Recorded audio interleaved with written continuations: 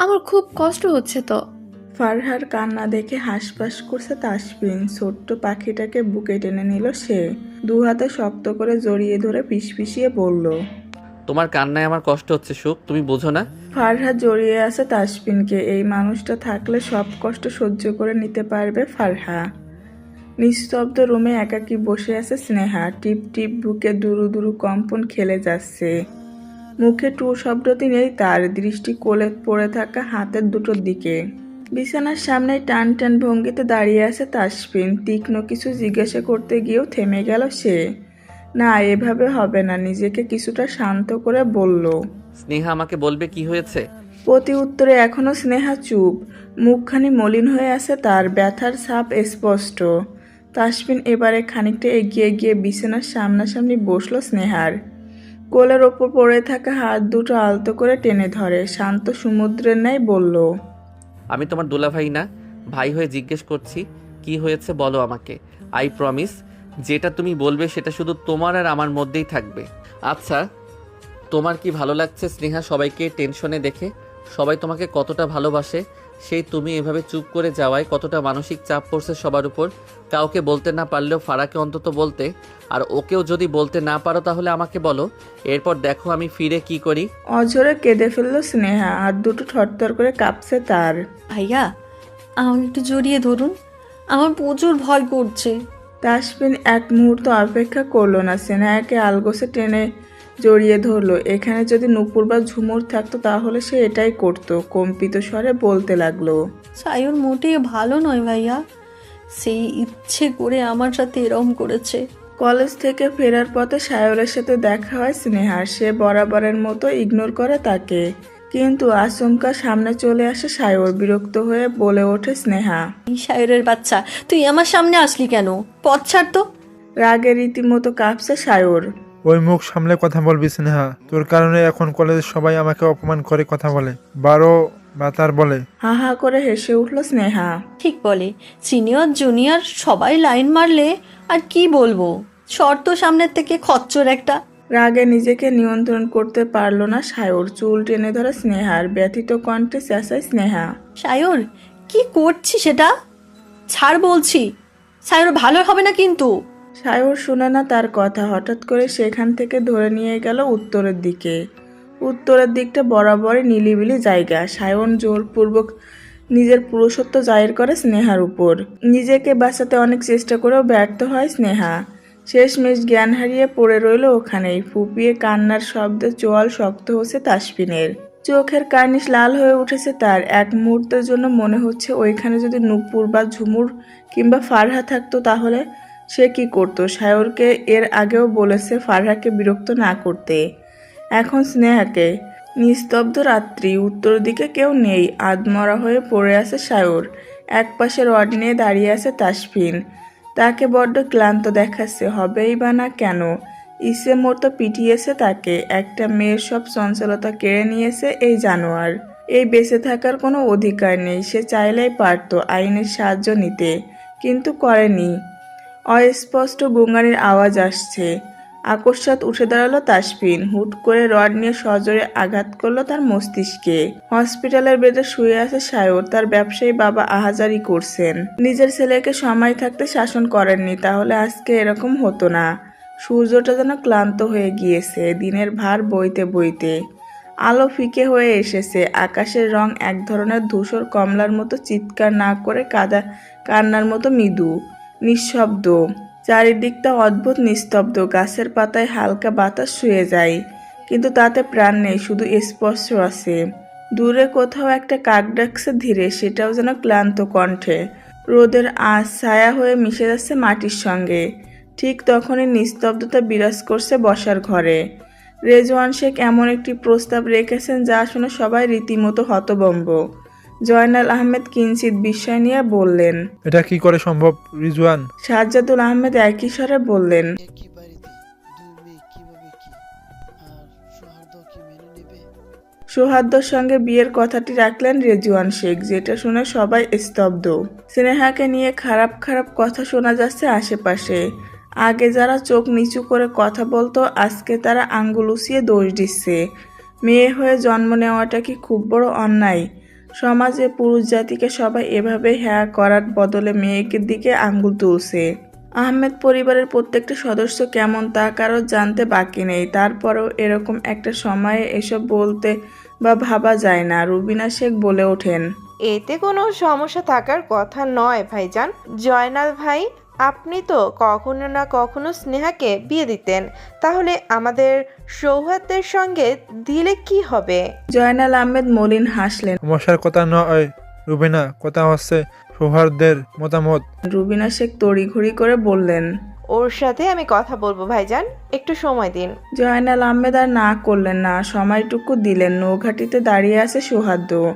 চারপাশটা যেন হঠাৎ করে থেমে গেছে, শব্দহীন এক স্তম্ভতে ঢেকে গেছে সবকিছু। আকাশের রং হালকা ধূসর, কোথাও কোথাও সোনালি। বিকেলে ছায়া লেগে আছে পানির গায়ে। দূরের কোনো জাহাজ থেকে হালকা ধোঁয়া উঠে মিলিয়ে যাচ্ছে দিগন্তে, সৌহার্দ্যর চোখের সামনে জলরাশির দিকে। সৌহার্দ্যর পিঠ সোজা, কিন্তু চোখে অস্থিরতা, দুহাত পকেটে গুজে রাখা। সামনের পানির দিকে তাকিয়ে থেকেও সে আসলে দেখছে না, মনে মনে হিসাব করছে। বড় একটা ডিল, যার উপর নির্ভর করছে অনেক কিছুর ক্যারিয়ার, প্রতিশ্রুতি, ক্ষমতা। তার নিঃশ্বাস ভারী, কপালে শিরাগুলো একটু টান টান, প্রতিটি মুহূর্তে যেন গায়ে এসে লাগছে চাপ নিয়ে। তবুও সে দাঁড়িয়ে থাকে, কারণ সে জানে পেছনে ফেরা এখন আর কোনো অপশান নেই। কর্কশ কণ্ঠে মুঠোফোনটা হঠাৎই কেঁপে উঠল শান্ত। নিস্তব্ধ বিকেলটা যেন চমকে উঠল সেই শব্দে। সৌহার্দ্য চোখ বন্ধ করে গভীর একটা নিঃশ্বাস নিল, তারপর ধীরে ধীরে চোখ খুলল। বিরক্তি ফুটে উঠল তার চোয়ালে রেখায়। চোখের কোণে জমে থাকা চাপা রাগটুকু এবার মুখে ফুটে এলো। মুঠোফোনের স্ক্রিন ঝলসে উঠল পরিচিত এক নাম। সে জানে কি বলবে তারা, সে জানে কেন এই সময়ে ফোন করতে হবে তাদের। আর সে এটাও জানে এই মানুষগুলো তার শান্তি বোঝে না একটুখানি নিঃসঙ্গ হতে চাওয়ার অধিকারটুকু।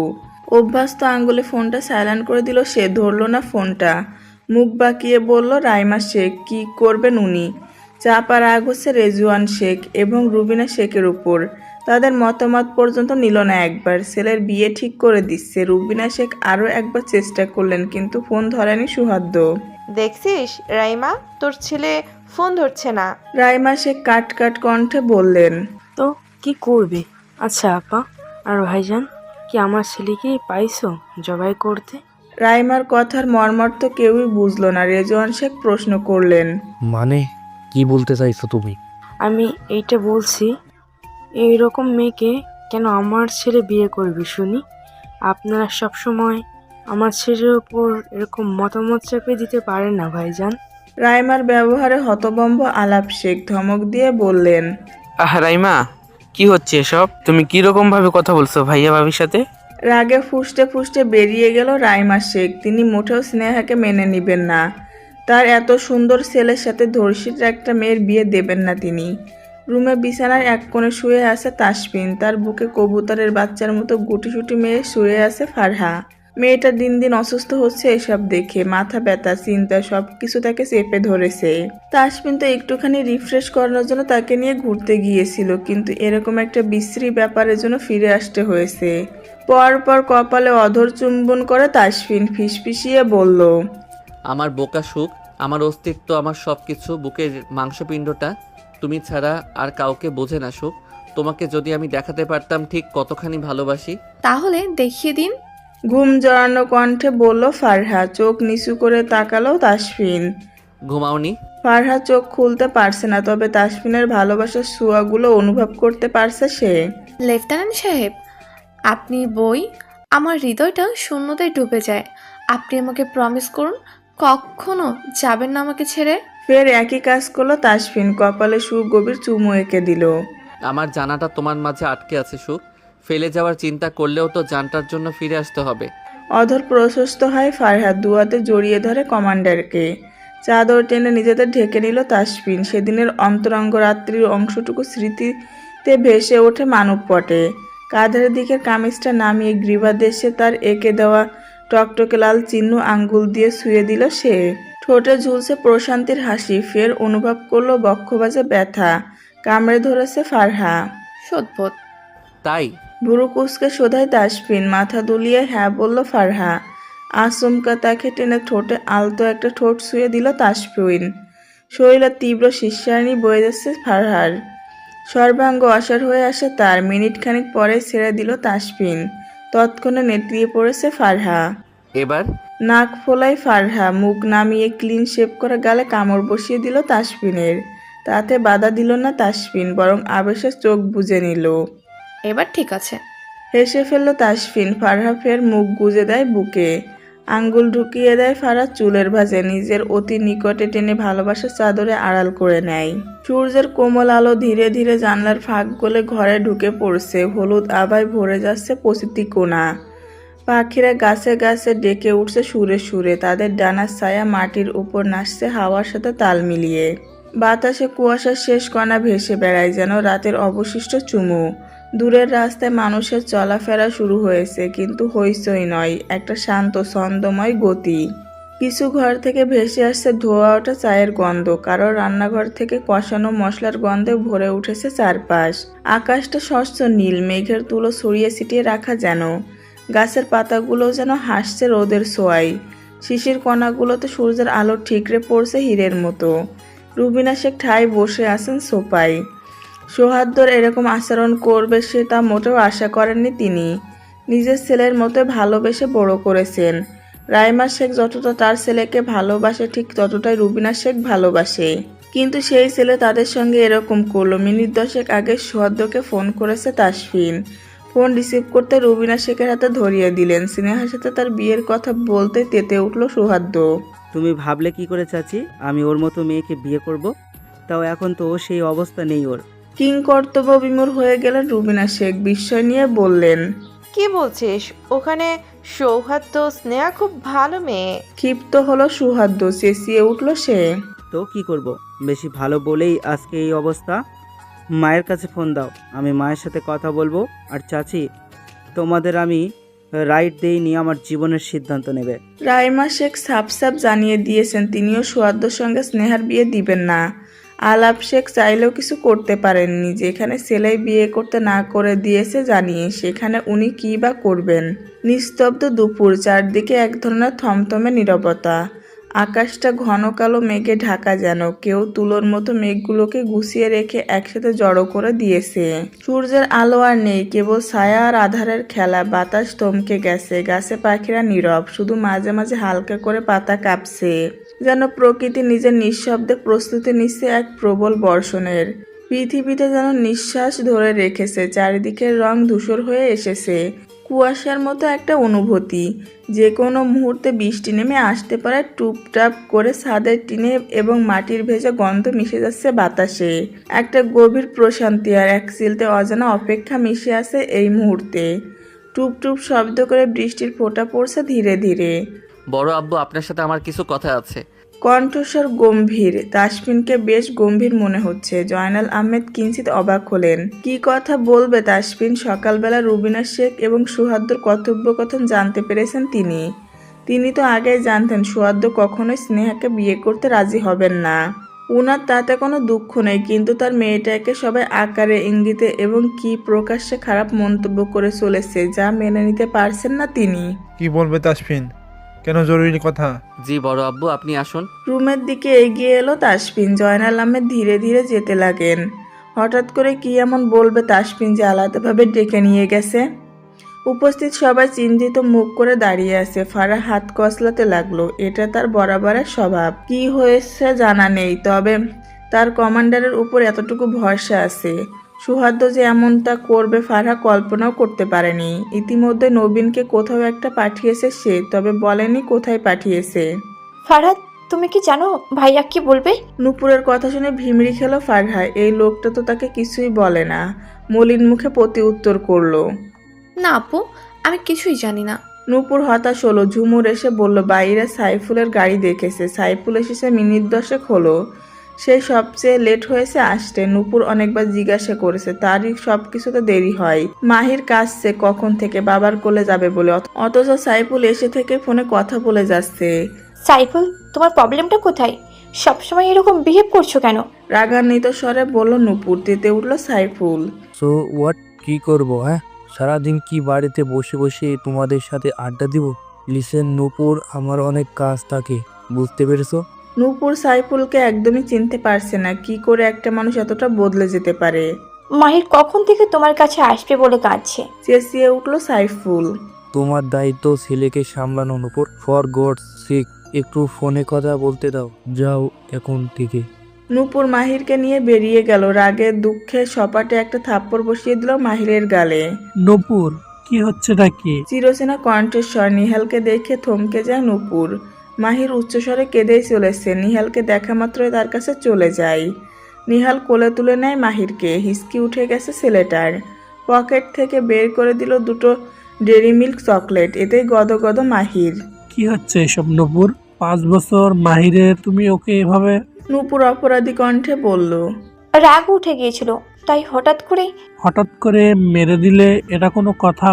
নূপুর অনুশোচনায় দগ্ধ, কিন্তু বুঝতে পারছে না হঠাৎ নিহাল এখানে কেন। যদি নিহাল এখানে থাকে তাহলে তো অবশ্য আরিয়ানও আসবে। কিন্তু নিহাল ভাইয়া, আপনি এখানে কেন? মাহিরকে নামিয়ে দিতে সে ছুটে গেল। নিহাল বলে উঠে। আসলে তাসনিন আমাকে আর আরিয়ানকে এখানে ডেকেছে। কিন্তু কেন? চমক আছে তাই।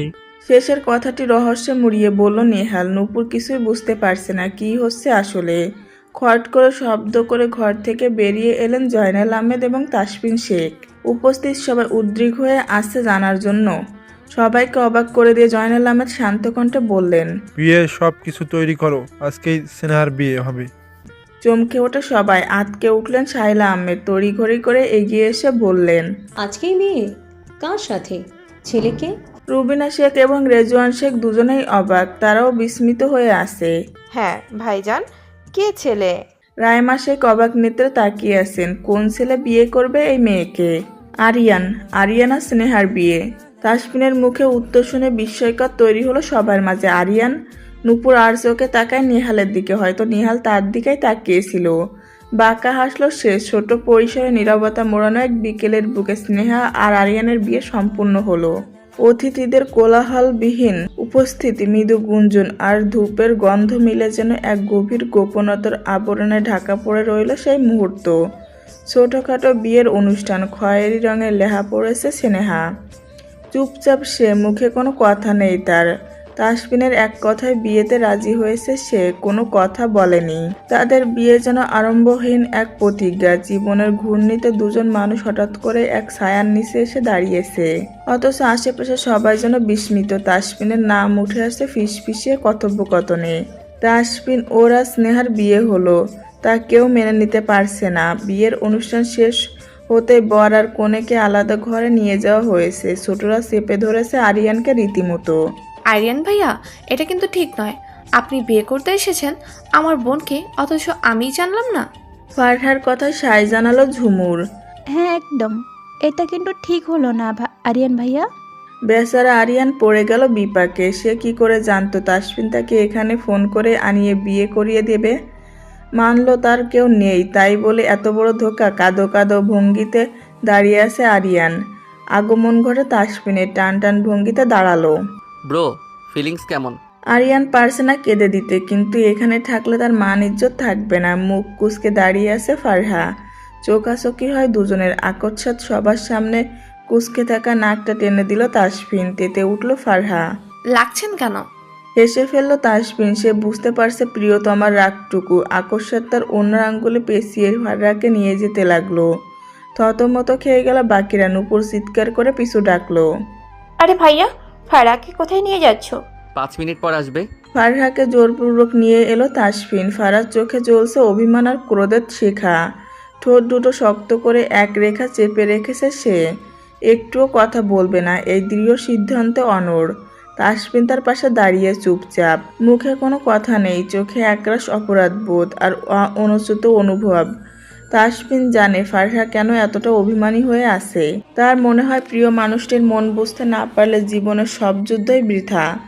কিন্তু সব কথা বলা যায় না। কিছু কথা থেকে যায় দায়িত্ব সীমা রেখায়। ফারহা পেছন ফিরে তাকায় না। তাকালেই সে চোখে জল এসে যাবে যে সে জানে। আর তখন তাসফিনের নীরবতায় সব থেকে বেশি কষ্ট দিবে। হঠাৎ করে তাসফিন ফারহার পিছনে এসে দাঁড়ায়। তার বুকের গভীর থেকে নিঃশব্দে একটা নিঃশ্বাস বেরিয়ে আসে, যেন হাজারো অজানা কথা এক মুহূর্তে হারিয়ে যাচ্ছে বাতাসে। কোনো পূর্ব সূচনা না দিয়ে সে ফারহাকে পিছন থেকে জড়িয়ে ধরে। ফারহা কেঁপে ওঠে, রাগ, অবিশ্বাস আর ভালোবাসা সব মিশে এক অদ্ভুত অনুভূতির সৃষ্টি হয়। তাসফিনের হাতের স্পর্শে তার সমস্ত অভিমান এক পলকে নরম হয়ে আসে, কিন্তু মুখে সে কিছুই বলে না। জবাবহীন ভালোবাসা যেন আরো গভীর হয়ে ছড়িয়ে পড়ে দুজনের নিঃশব্দ হৃদয়ে। ফারহা চোখ দুটো জলে ভরে এসেছে, কিন্তু সে চায় না তাসফিন তা বুঝুক। অভিমানী মনটাকে আঁকড়ে ধরে আছে সে, তবুও বুকের ভেতর কোথাও একটু কম্পন লেগে আছে তাসফিনের স্পর্শে। নিঃশব্দে তাসফিন তার পাশে এসে দাঁড়ায়, একটুও না বলে ধীরে ধীরে ফারহার ঘনিষ্ঠ নিজের আঙ্গুলটা ছুঁয়ে দেয় সে, যেন সেই ছোঁয়াতেই বলে দেয়, তুমি আমার সব সময়। আঙ্গুলের সে মৃদু আদরে ফারহার ভেতরটা ভেঙে পড়ে। সে আর নিজেকে সামলাতে পারে না, চোখ বেয়ে অশ্রু গড়িয়ে পড়ে গালে, কিন্তু মুখ ফিরিয়ে রাখে তাসফিনের দিক থেকে। তাসফিন জানে এই মেয়েটার হৃদয়টা কতটুকু নরম, কতটা ভাঙে তার কথায়, আবার গলে যায় এতটুকু আদরে। ফারহা জানে লোকটা হুট করে কষ্ট দেয়, আচমকা দূরে সরে যায়, আবার হঠাৎ করে আদর করে ভুলিয়ে দেয় সব কষ্ট। আপনি একটুও ভালো নন কমান্ডার, সবসময় এমন করেন। কেমন করি? নিশাতুর কণ্ঠে শুধুই তাসফিন। ফারহা অভিমানী হয়ে বলল, যখন ইচ্ছা ফেলে চলে যান, আবার ফিরে আসেন, কিচ্ছু বলেন না, সব কিছু গোপন করেন। কাঁধে থুতনি ঠেকিয়ে রাখলো তাসফিন, আকস্মাৎ চুমুতে ভরিয়ে দিল সে। ক্ষণে ক্ষণে কেঁপে উঠছে ফারহা। তাসফিন আরো একটুখানি গভীর স্পর্শে ছুঁয়ে দেয় তার সুখকে। সুখ? জি। বাধ্য মেয়ের মতো জবাব দিয়ে দেয় ফারহা, পরক্ষণে জিভ কাটে।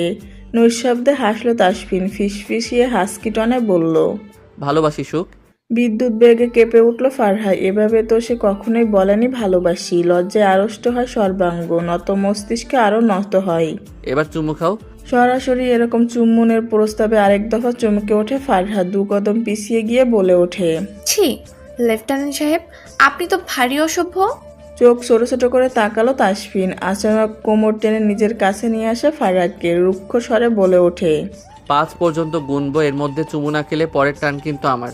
ভরকালো ফারহা আমতা আমতা করে বলে সে। তাসফিন নিমিষেই বলে ওঠে, 1 2 5। কথাটি বলে ওষ্ঠজোড়া আঁকড়ে ধরা তাসফিন। আক্ষি পলক বুঝে নিল ফারহা। চিটিং করলো কমান্ডার, 1 2 বলল, শুধু বাকিগুলো তো বলেনি। ওষ্ঠ ছেড়ে গলদেশে হামলে পড়ে তাসফিন। তার আচানক এমনতার স্পর্শে সর্বাঙ্গে যেন স্রোত বেয়ে যাচ্ছে ফারহার। গভীর নিঃশ্বাস ফেলে হাঁপাতে হাঁপাতে ফিসফিসিয়ে বলে উঠল ফারহা, চিটার লেফটেন্যান্ট সাহেব। Wild lieutenant.